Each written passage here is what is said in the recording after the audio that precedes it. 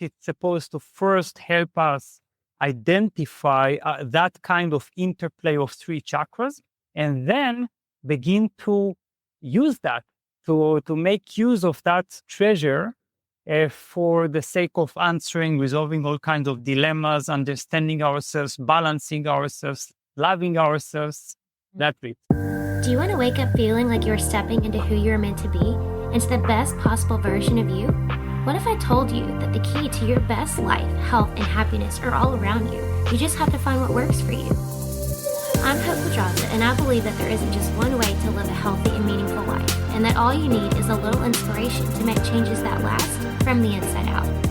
Each week, I'll be sharing tangible tips and inspirational interviews to help you on your journey. These are the steps to take to improve your life and live with purpose. This is Hopeful and Wholesome. Hey y'all, welcome back to Hopeful and Wholesome. Today I have on the show Dr. Shai Tubali. He is an internationally renowned author, speaker, and philosopher with over 21 books published in 13 languages, including the best-selling The Seven Chakra Personality Types, which I have and we're going to talk about. He holds a PhD in philosophy from the University of Leeds, where his research focused on transformative dialogue in ancient Eastern and Western philosophies. He's recognized for his innovative work in the field of personal transformation, particularly through his soul design system, You Know I'm Gonna Love This, which explores the interplay of primary, secondary, and supportive chakras, how they shape our personality and our life purpose. And that's what we're diving into today. You know, I talk about the chakras or the energy centers, whatever name resonates with you.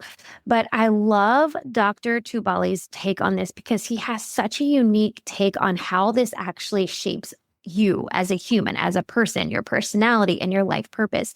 And he was kind enough to send me his book, and I've been diving into it. We talk about the book in the episode.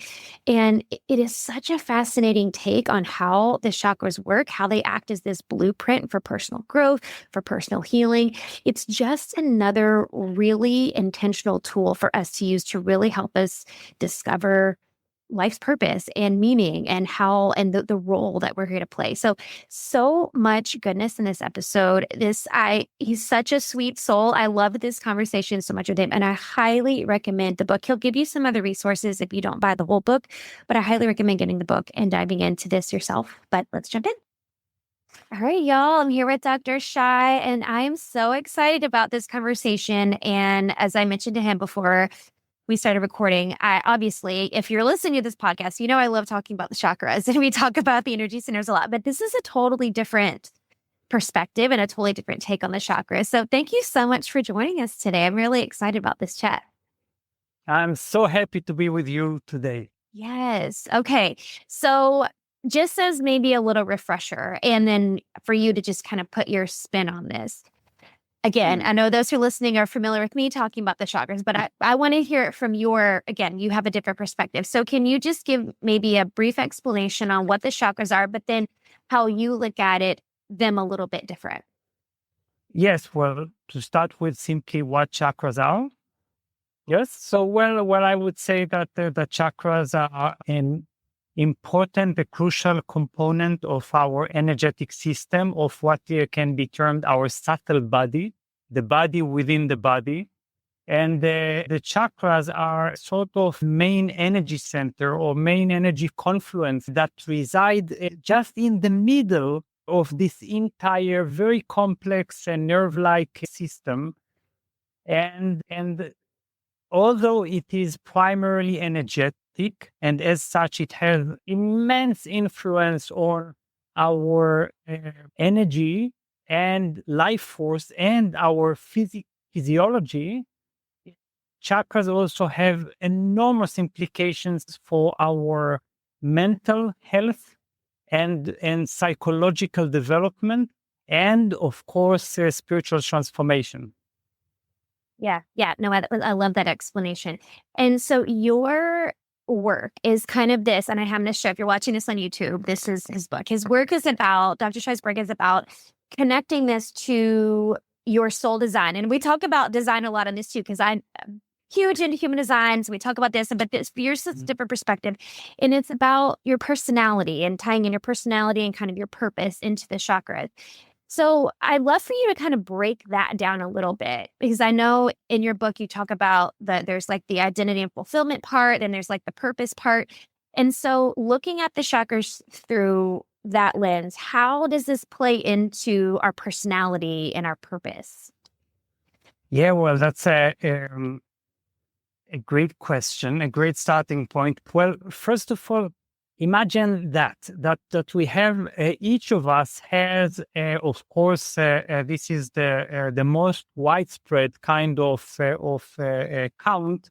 Each one of us has seven chakras, seven predominant chakras, seven energy centers, and these are universally valid, and each of us somehow needs to develop all these seven chakras and their themes and their energy potential and spiritual potential and emotional evolution. But what I've come to discover as a result of decades of researching into the topic of chakras was that each of us also has three major chakras that are, let's say, more energetically occupied or or intense, and that's for a good reason. Sometimes we think that we feel some energy centers because it's I don't know, it's unbalanced or it's excessive, but really, in a more fundamental on a more fundamental level, there are three chakras that are like, we can say, their radiance, their intensity is greater, and that is for a very good reason. This is because we have a certain innate design, a blueprint that I would say that is the closest to what, if I may use that term, soul, our soul's design, our soul's journey. So these three chakras, so first there is the primary chakra.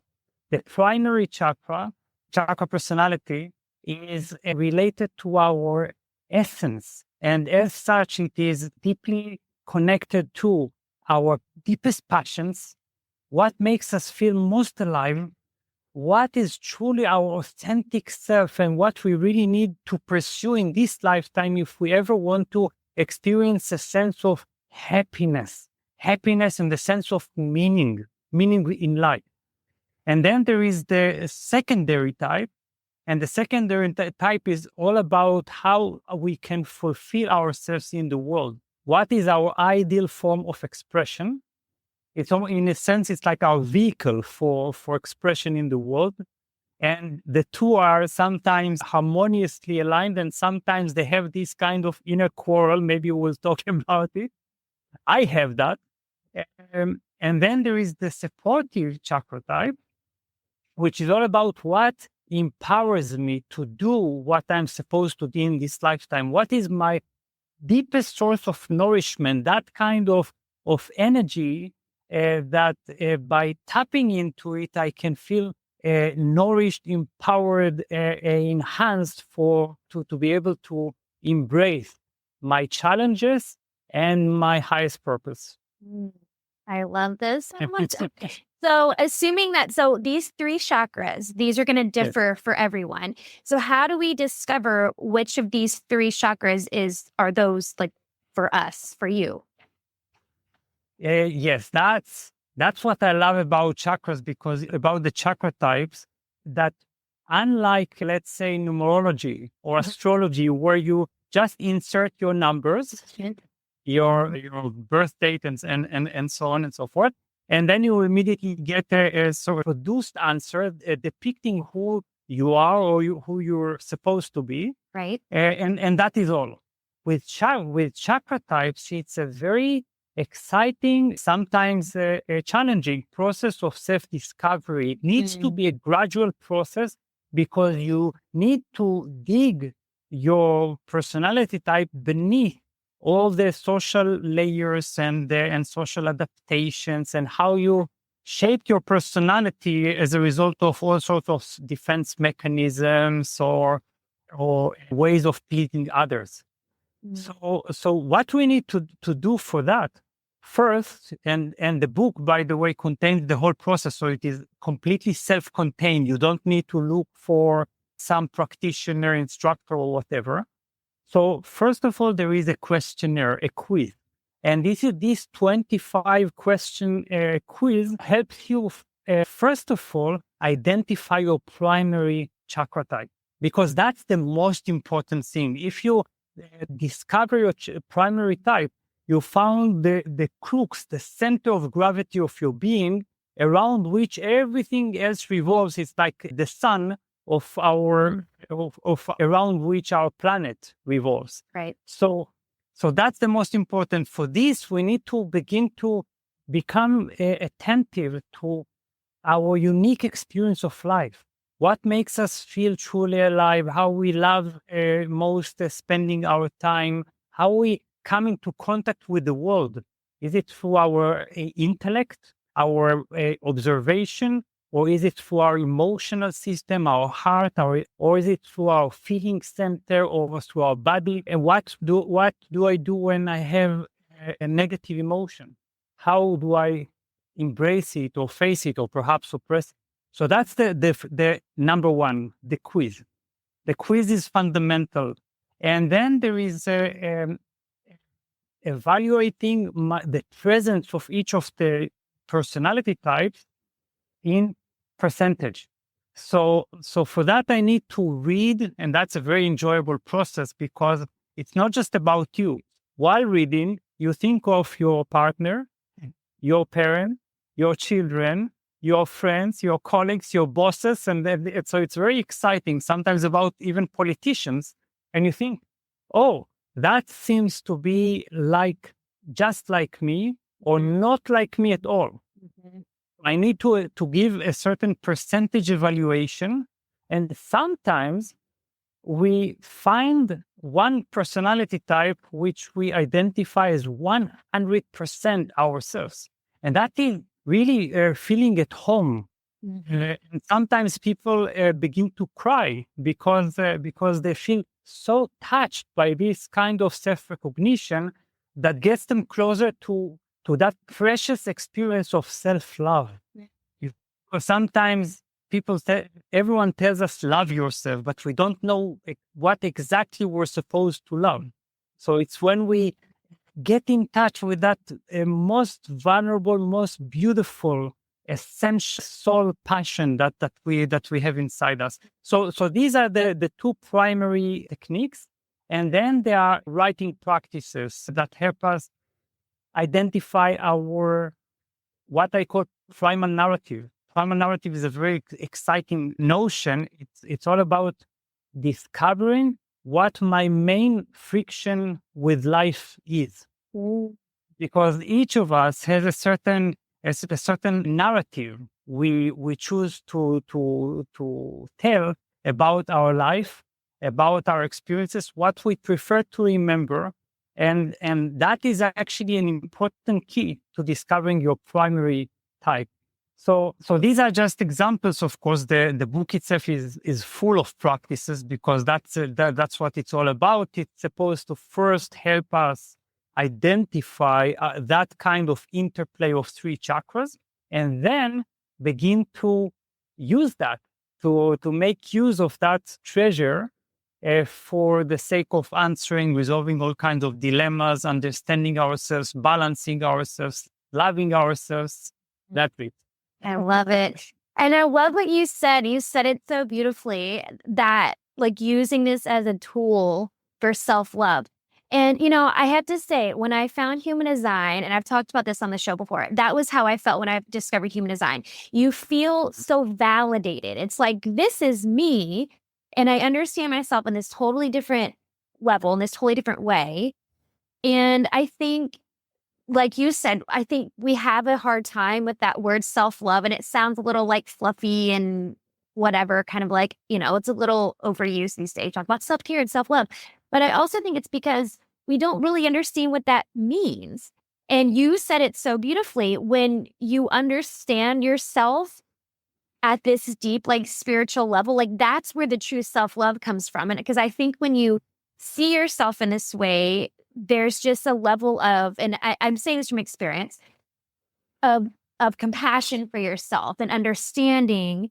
And for me, it was like putting all these pieces together, like the understanding part, like why I do certain things and these pieces that I really wanted to shove down and push aside, but it's like being able to accept those. So I love that you said that, because I think that this is the perfect tool for this, because this is looking at it from this like energetic, spiritual way of using it as a tool for self-love and really understanding yourself in a totally different way. Wow. Wow. That's really touching how you put it. Yes. I use this kind of analogy when I try to explain the chakra types in terms of self-love. And that is when we look at nature. For instance, when we look at giraffes, you never have even the thought that why is this giraffe not an elephant? You see, you would never look at it and think that this kind of very bizarre thought, and you would never do the same with elephants, right? You would never think, oh, why is this animal so heavy and so big or whatever? Why does it? And so on. So, but when we look at ourselves, and also when we look at others, all of a sudden the giraffe seems to need to transform into an elephant, and vice versa. And that is exactly when we begin to understand that each of us has an innate design that is not supposed to change, essentially.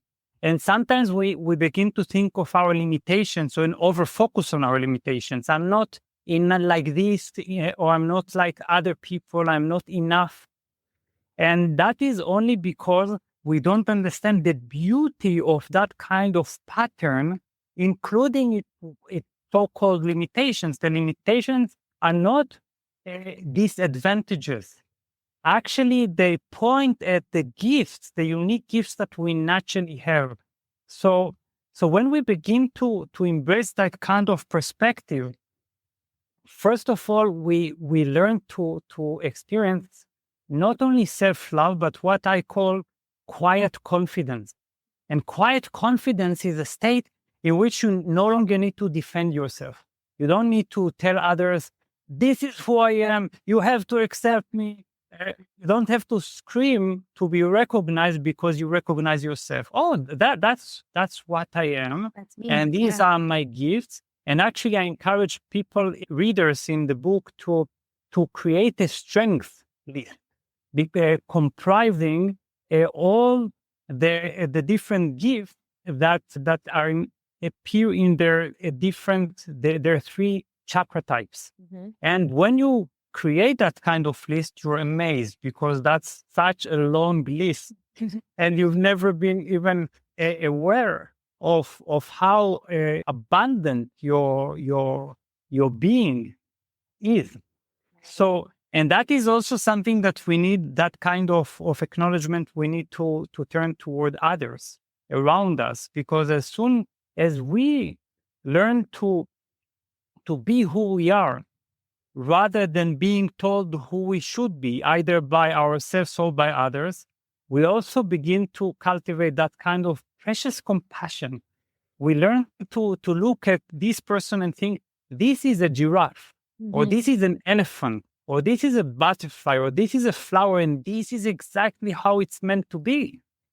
So that's key. When we need to balance ourselves, balance our excesses, balance our or compensate for some deficiencies, that's only when we begin to experience that our system has become somewhat self-destructive.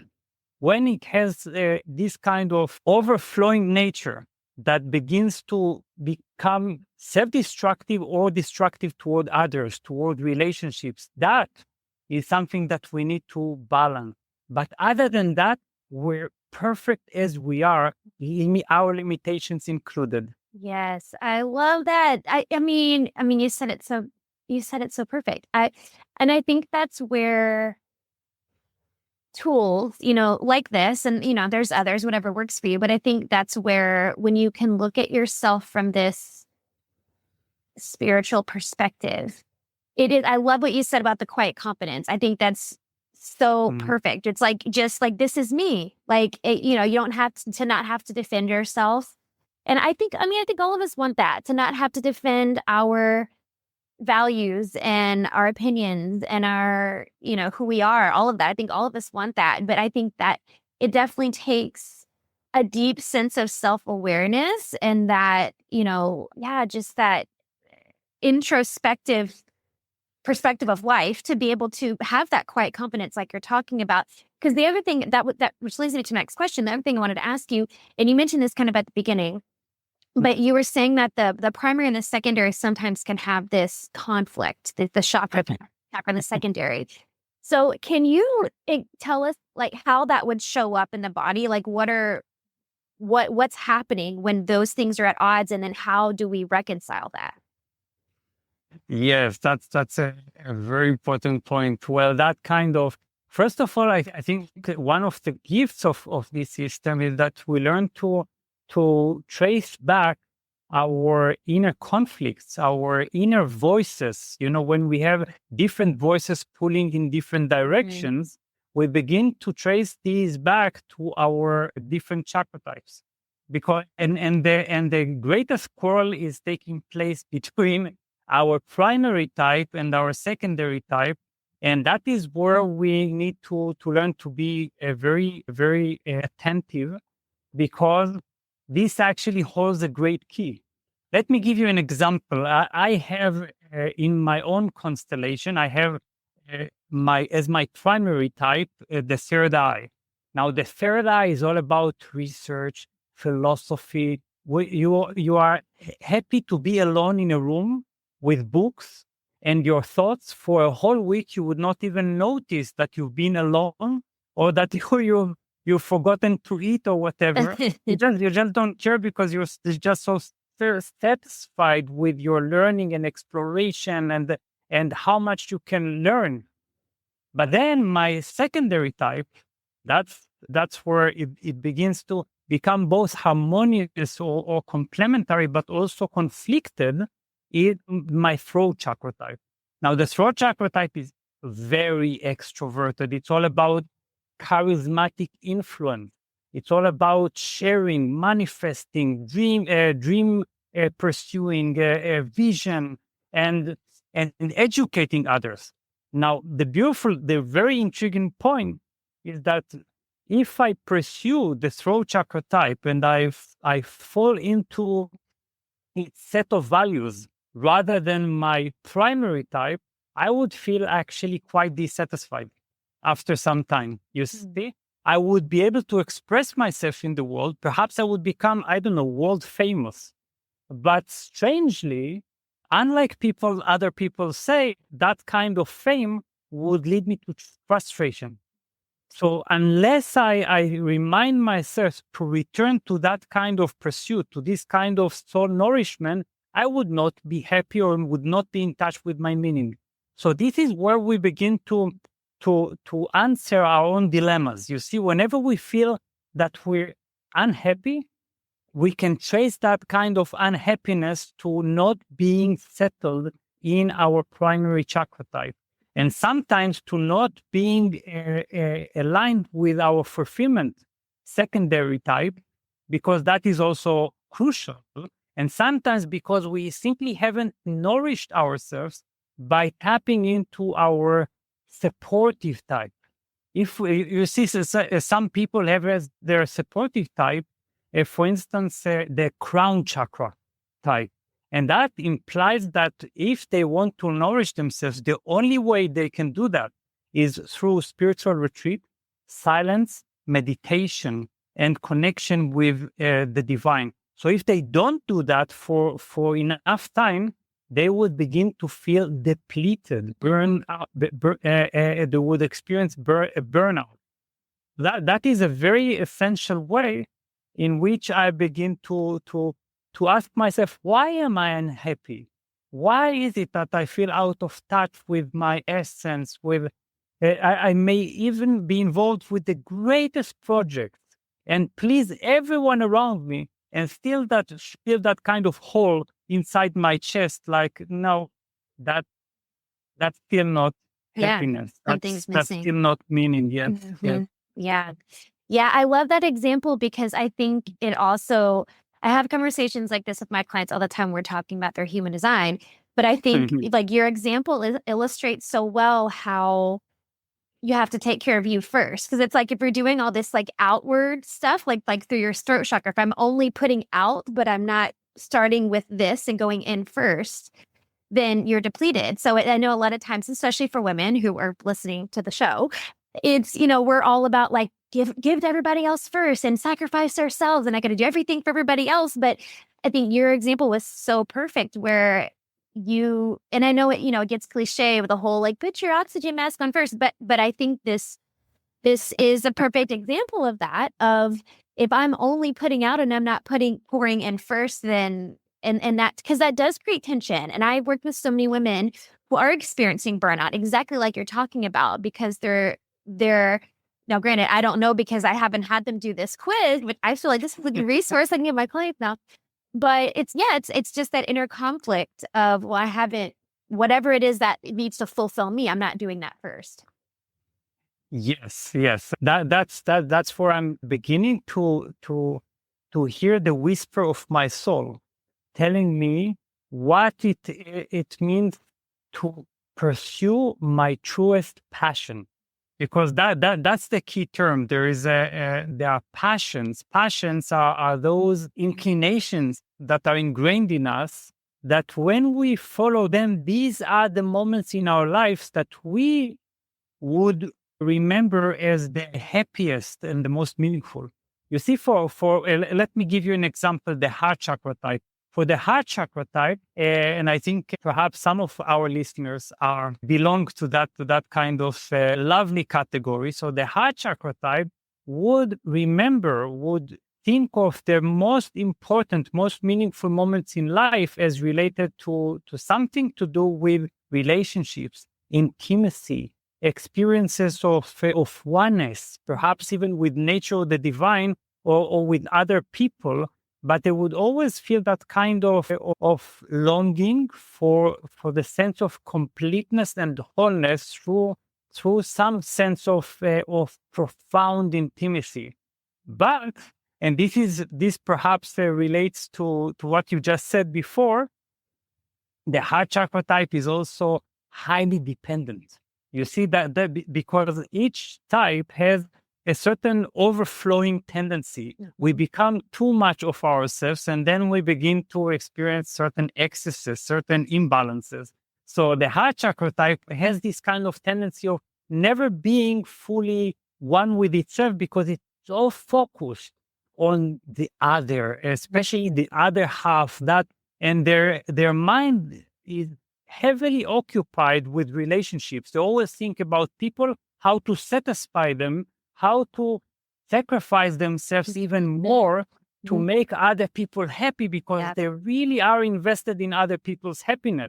So that is extraordinarily beautiful. But on the other hand, that makes them always feel somewhat desperate for recognition, sometimes over-sacrificing themselves, leaving themselves behind, and not being in tune with that kind of love that they're supposed to be in touch with, rather than receive. So that's when the heart chakra type needs to go through a whole process of learning what it means to be whole, to be independent, emotionally independent, and to be a source rather than a needy or hypersensitive individual.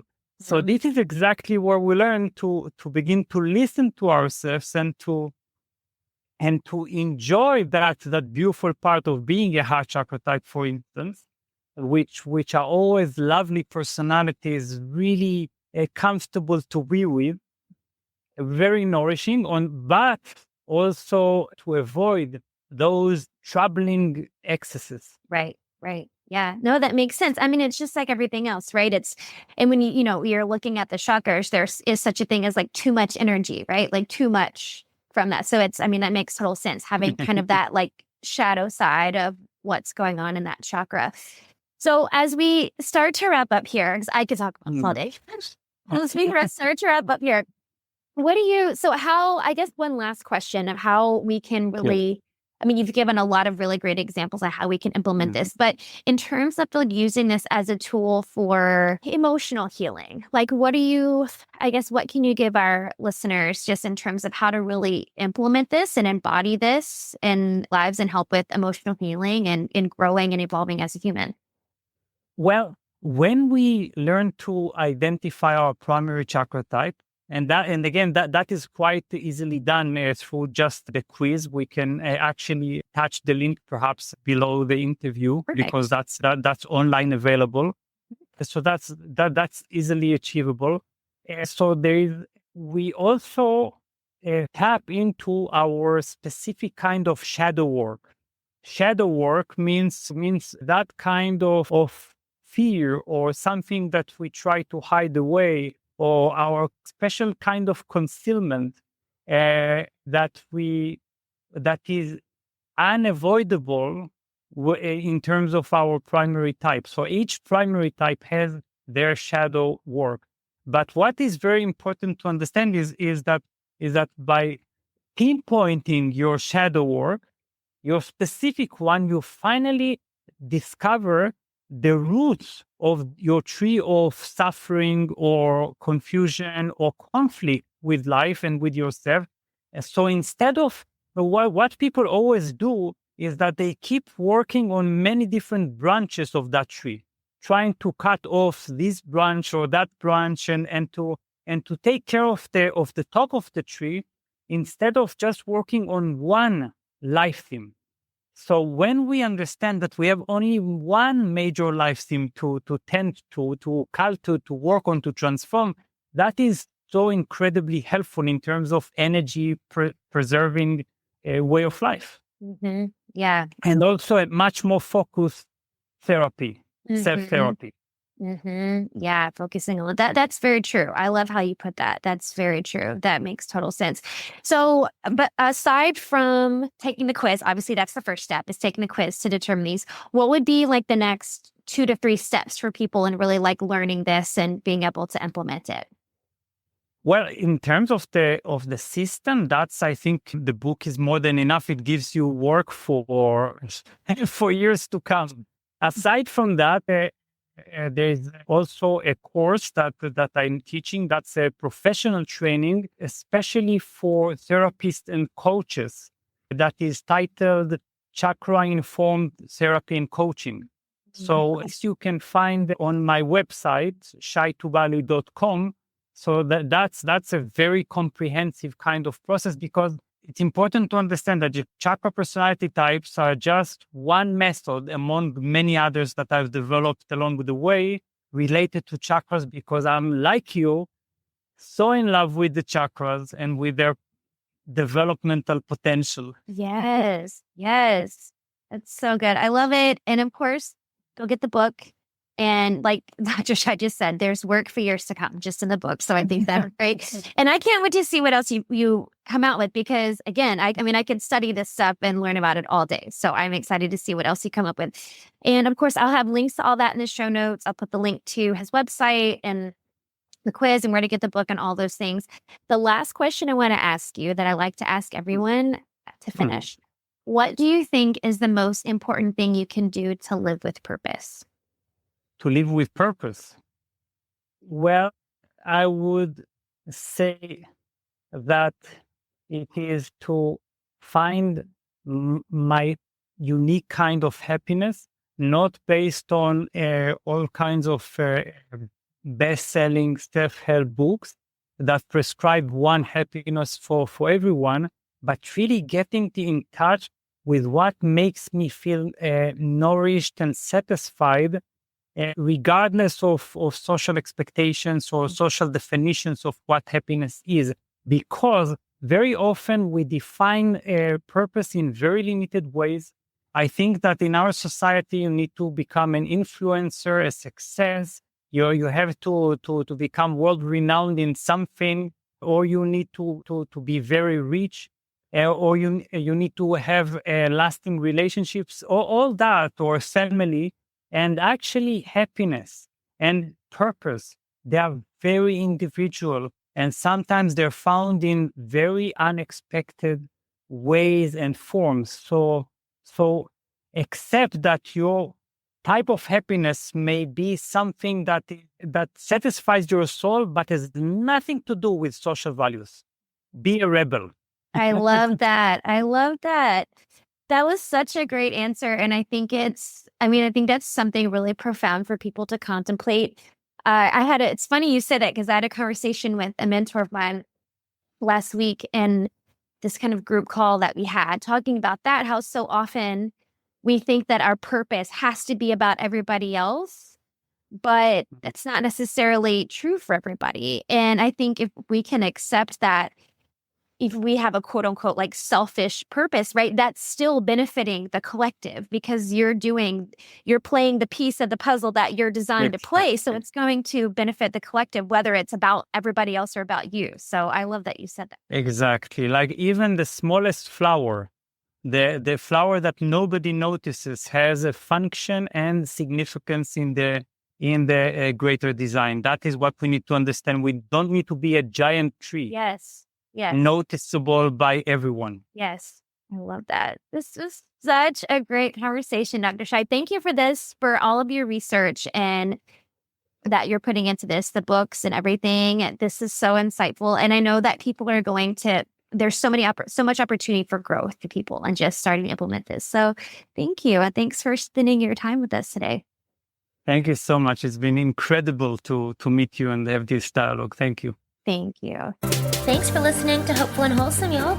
If you found value in this week's episode, please subscribe on iTunes or wherever you listen to your podcast and leave a review to let me know what you thought. I'd love to know what you find useful in these episodes so I can know how to provide the most value I can to my listeners. And if you have topics you'd like to know more about, I'd love to hear those as well.